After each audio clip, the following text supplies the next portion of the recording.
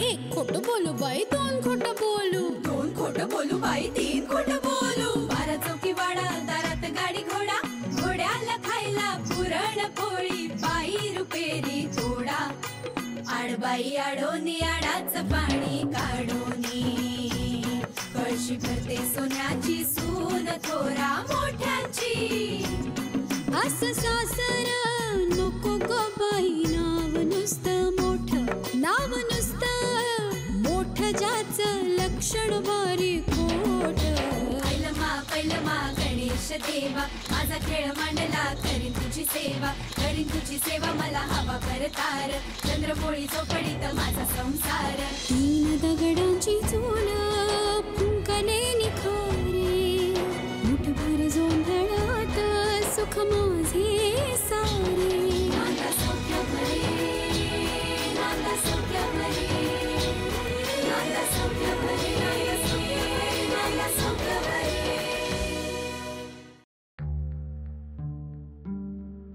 हे बघ आई, जे घडलं ते तुला सांगणं हे मी माझं कर्तव्य समजतो, पण तू फार विचार करू नकोस, तुला त्रास होईल तब्येतीला. वसंता, किती चांगले व्याही मिळालेत रे आपल्याला. आम्हाला उगाच संशय वाटत होता की ललिताबाईंच्या मनात काहीतरी वेगळंच असतं म्हणून, पण एवढी मोठी गोष्ट ही बाई मनात ठेवून बसली होती. अति झालं, पाणी डोक्यावरून गेलं तेव्हा बिचारे आपल्याला सांगायला आले. हो ना, त्यामुळे चिडचिड करत असतील त्या वच्छीवर. कुठल्या घरातली मुलगी आणली आपल्या मुलासाठी असं त्यांना वाटणं साहजिक आहे ग. आई हो, असं नका हो म्हणू, यात आपली काय चूक आहे. यांनी यांचं कर्तव्य केलं,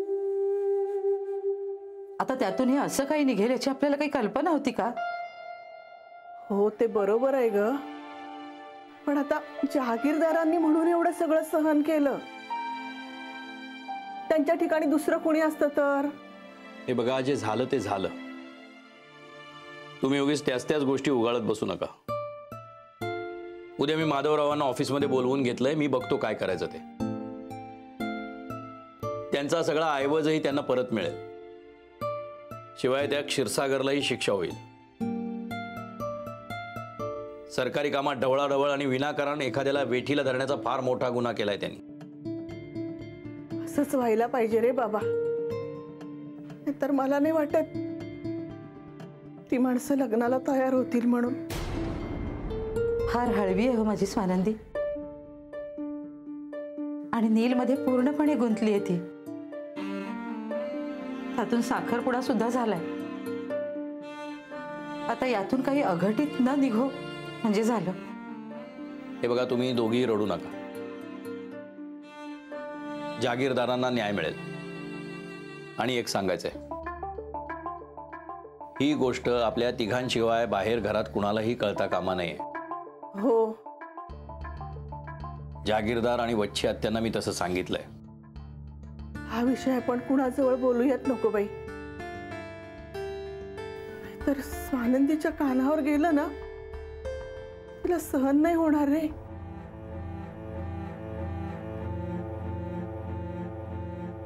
ठीक आहे, स्वामीनाच आपली काळजी.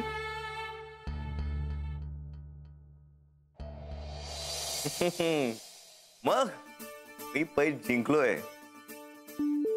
आपलं ठरल्याप्रमाणे आता मी जे मागेन ते तुला द्यावं लागणार आहे. तुमचं डोकं ना भरकटलंय हल्ली.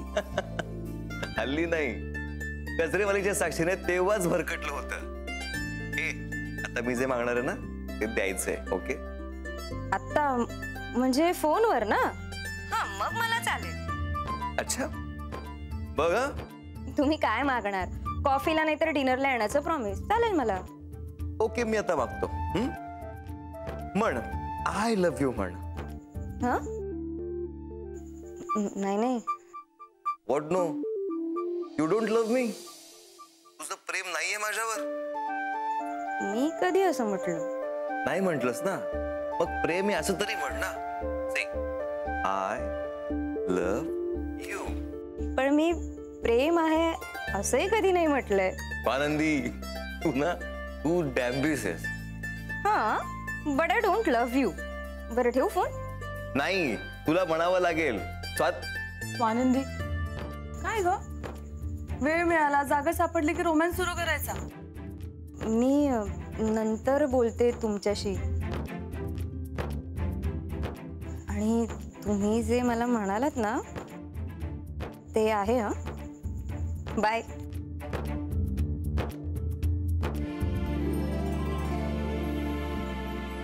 अगं ताई, ते ऑनलाईन इंटरव्ह्यू देत होतीस ना तू, म्हणून बाहेर आले. माझ्या ना मनाचा कोणी विचारच करत नाही. तू असं का म्हणतेस? आम्ही सगळे तुझ्या मनाचा विचार करतोय, म्हणून तर आपण घरात कुणाला काही सांगितलं नाही ना. बरं ते जाऊ दे, इंटरव्ह्यूचं काय झालं? काय होणार, सगळीकडनं एकच उत्तर आहे, विल लेट यू नो, कळवतो तुम्हाला.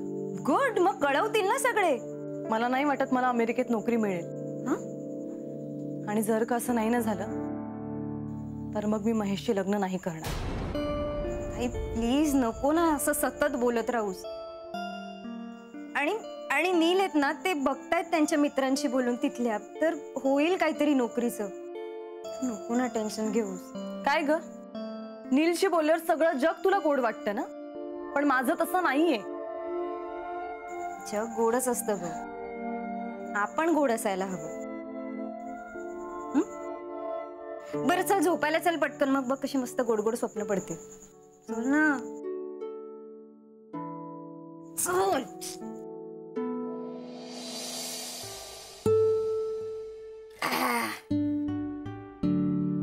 आता फार दिवस नाही करावी लागणार दाढी तुमची. रिमोट चालवताना हाताने तसं दाढी पण करू लागाल आता. अगं बाई, केळ फुलाची भाजी आणली तुमच्यासाठी. अगं बाई, केळफुलाची आणली का? बरं झालं, मला फार आवडते हो केळफुलाची भाजी. पण फार बाई सेवा करावी लागते त्या भाजीची. चिरा, रात्रभर भिजू घाला, एवढा वेळ आहे कुणाकडे? वेळ नसतो नंदूचे बाबा. म्हणूनच ही काय म्हणाली का जेवायला बसायच्या अगोदर जाय आणि वच्ची हाताला भाजी देऊन ये म्हणून. बरं झालं. काल मी 2दा येऊन गेलो घराकडे तुमच्या, पण कुणीच नव्हतं. म्हणजे कुठं गेले होते तुम्ही? हो, देशपांड्यांकडे जाऊन आले. जरा मन हलकं झालं बाई. उगाच टोचणी लागून राहिली होती हो नंदूचे बाबा. वच्छा द्या, आयुष्यात कोणाचंही कधी काही वाईट केलं नाही, बरोबर? तुमच्या मनाला कसली टोचणी? तेच हो, 50 लाखाचं प्रकरण. मला आपलं वाटलं तर क्षीरसागरांना त्रास झाला असेल, पण नाही. वसंतराव म्हणाले पक्का 1 नंबरचा चोर माणूस आहे, त्याची तक्रार करून मी भलंच केलं, पुण्याचं काम केलं. वच्छा द्या, आता बरोबर बोलल्यात तुम्ही, खरंच बरोबर बोललाय. मी काय म्हणतो, आता बँकेतून पैसे काढायचे आणि काकाला मस्तपैकी पंढरपूरला घेऊन जायचं. तुम्हाला सांगतो, येताने काका स्वतःच्या पायावर चालत येतील विठुरायाच्या कृपेने. तुमच्या तोंडात साखर पडो नंदूचे बाबा. पण नको बाई त्या चोराचा पैसा. त्याने श्रीमंतांना फसवून तो पैसा लुटला असेल, पण तुम्हाला सांगते तो पैसा मी गरिबांना वाटणार आहे. त्याशिवाय चैन नाही पडणार माझ्या जीवाला. तो टीव्ही पण घेतलाय ना त्या पैशात, हळूहळू भरणार आहे मी बँकेत ते पैसे. काय करायचं ते काळं धन आपल्याला? असं म्हणतात, जसं खावं अन्न तसं बनतं मन. नको ग बाई, अशा काळ्या पैशाचं अन्न खाऊन काय करायचंय आपल्याला? काय हो? वच्छा त्या, एवढ्या बिकट परिस्थितीत पण तुमचे इतके चांगले विचार, खरंच कमाल आहे तुमची. कमाल बिमाल काही नाही हो नंदूचे बाबा. खिसे भरलेले असताना कोणी मोठ्या गोष्टी करू शकतो,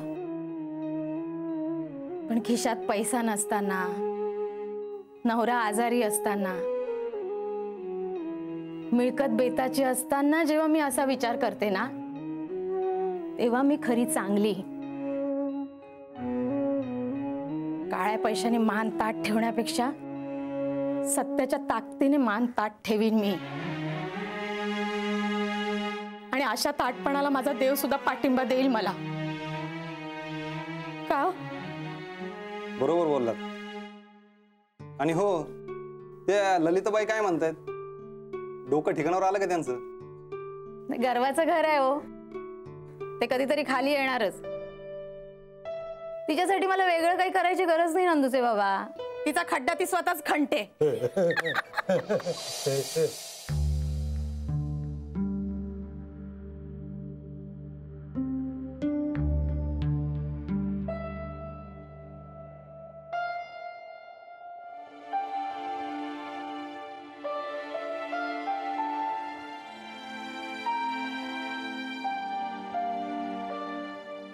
वहिनी घ्या. नकोय. हो, असं काय करताय? सकाळपासून काही खाल्लं नाहीये तुम्ही. थोडं तरी खाऊन घ्या ना. 2 वेळा चहा झालाय माझा, मला नकोय खायला. ए मला दे ग. काय ना, आनंदाच्या भरात भूक जास्त लागते हे कळत पण नाही. तुम्हाला त्यासाठी आनंदाच्या भराची काहीच गरज नाहीये. इथे वहिनींनी सकाळपासून काहीच खाल्लं नाहीये. भाऊजी आणि आईंचं सुद्धा लक्ष नाहीये खाण्यात.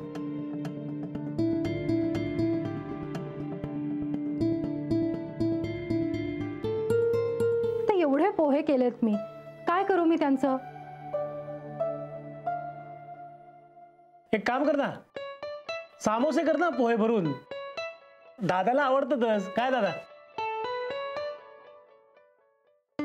हो आवडतात मला, हा पण आत्ता नको. करू दे ना. नाही माहितीये मला भाऊजी, पण आज मी काही करणार नाहीये. हा हो, असं काय करताय? शाळा आणि क्लासेस सुरू झालेत. तिन्ही मुली केव्हाच्या गेल्यात आपापल्या कामाला. संपदा सुद्धा गेली ऑफिसला. नाही म्हणजे सगळे घरी असले ना की मग करेन मी सामोसे. वहिनी तू नाही गेली आज शाळेत? जरा दमल्यासारखं झालंय, जाईन उद्यापासून.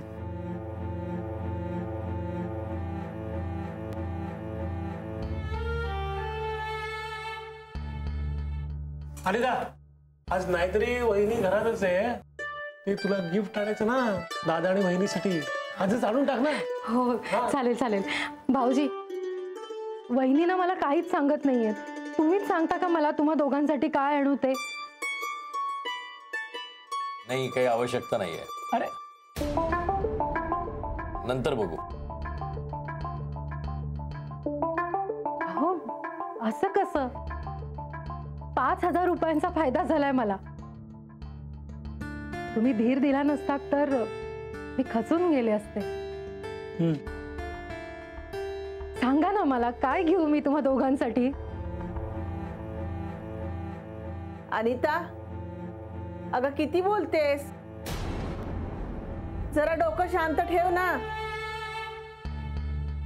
विचार करू दे. तू कसला विचार करतेस ग? टीव्ही तर बघतेस. आज माझं भविष्य पण सांगितलं नाहीस अजून.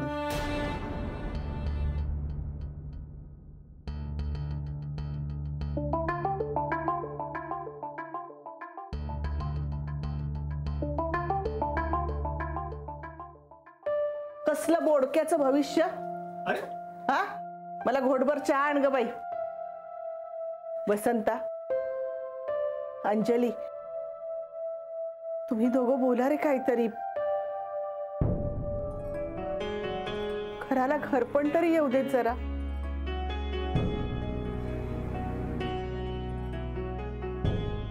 मी पेपर वाचतोय आणि मला ऑफिसला जायची पण घाई आहे.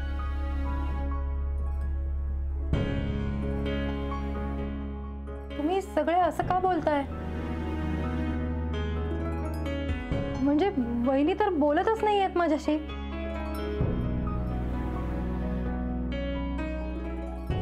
अहो वहिनी, काहीतरी बोला ना तुम्ही. तू एखाद दिवस पण गप्प बसू शकत नाहीस का ग?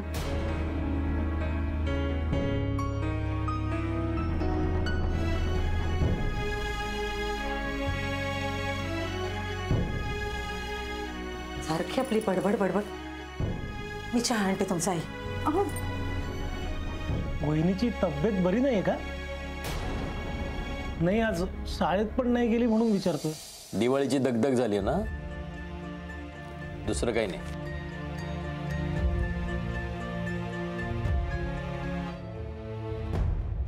आई आई काय झालंय? म्हणजे भाऊजी आणि वहिनी असे कधीच नाही वागत.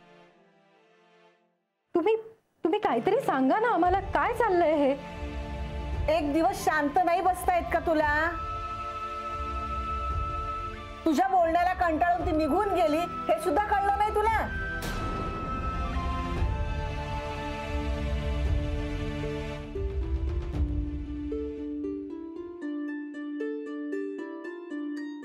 हे असं अचानक काय झालं? काय झालंय काय तुम्हाला माहित नाही का? मला माहिती आहे, पण त्या अनितावर बिचारीवर राग काढून काय होणार आहे? हे बघ, आपण कुठल्या टेन्शनमध्ये आहोत ते त्या दोघांना माहिती तरी आहे का? हो, माझं चुकलं.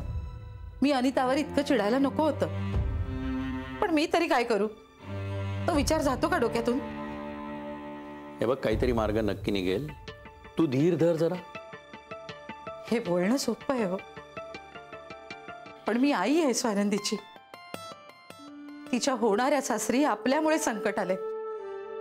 त्यांनी विचार बदलला तर स्वानंदीला सहन नाही होणार. आणि लग्नानंतर त्यांनी हेच डोक्यात ठेवलं तरी त्यांची वागणूक बघून स्वानंदीलाच त्रास होणार आहे. स्वानंदी फक्त तुझी मुलगी आहे का? माझी कोणीच नाही आहे.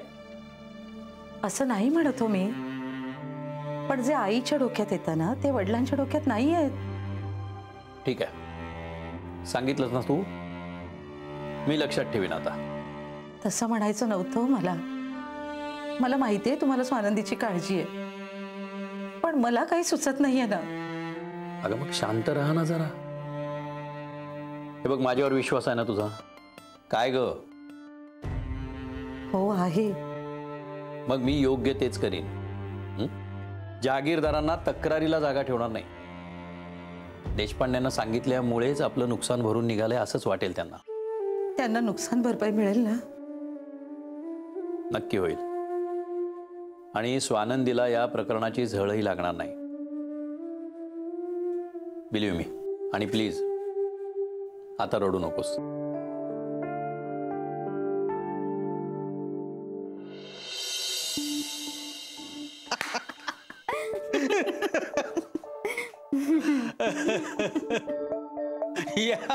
या चांगल्या लोकांची ना हीच खासियत असते.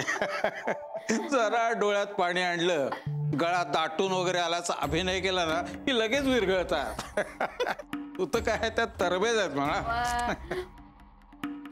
पण तुम्ही काय कमी नाटकं करत होतात का त्या वच्ची मावशीच्या घरी आणि देशपांड्यांच्या समोर? कुणी बघितलं असतं ना तुम्हाला तर म्हणाल असतं, अगं बाई किती भोळा आहे ग हा माणूस. अगं या लोकांना बाटलीत उतरवायचं म्हणजे हे सगळं करावंच लागतं.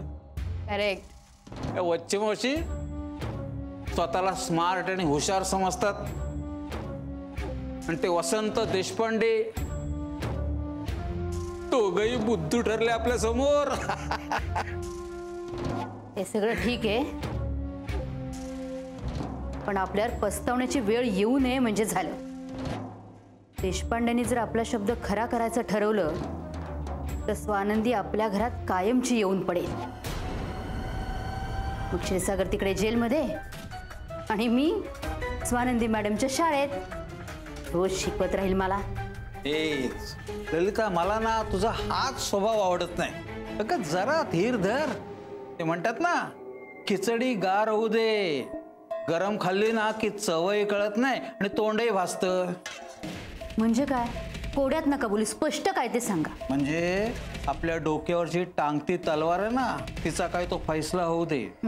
एकदा का हा क्षीरसागर नावाचा काटा निघाला ना की मग स्वानंदीचा काटा काढू कायमचा. हाय काय नाही काय. वा